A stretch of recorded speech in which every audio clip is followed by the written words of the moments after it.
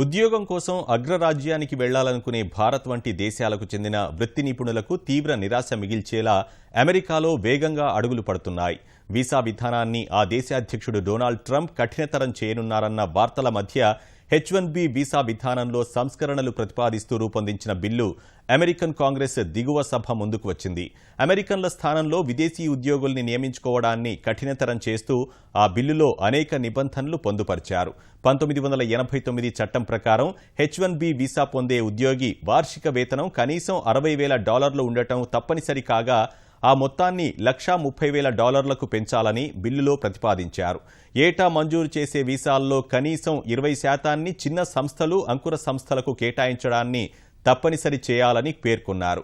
జాతీయతకు అతీతంగా నైపుణ్యం ఉన్నవారు మాత్రమే అమెరికా వచ్చేలా చూసేందుకు ఒక్కో దేశానికి ఏడాదికి ఇన్ని వీసాలు మాత్రమే మంజూరు చేయాలన్న నిబంధనను తొలగించాలని ప్రతిపాదించారు.